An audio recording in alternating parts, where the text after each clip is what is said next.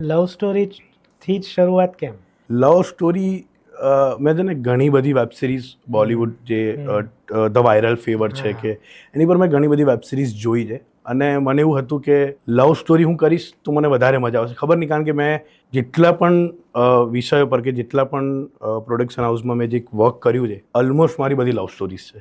એટલે મને એવું હતું કે ના, હું લવ સ્ટોરી કરું એમ. અને કન્સેપ્ટ પણ લવ સ્ટોરીનો જ મગજમાં ચાલી રહ્યો હતો એ સમય પર કે એક છોકરો અને છોકરી બે અજાણ્યા શહેરથી છે અને એક શહેરમાં આવે છે અને ત્યાં જાણીતા બની જાય છે અને છોકરો અને છોકરી જાણીતા બને છે, ફ્રેન્ડ્સ બને છે, ત્યાંથી એ લોકો રિલેશનશિપમાં આવે છે, એ લોકો વચ્ચે ફાઇટ થાય છે, એ લોકો અલગ થાય છે કે મળે છે.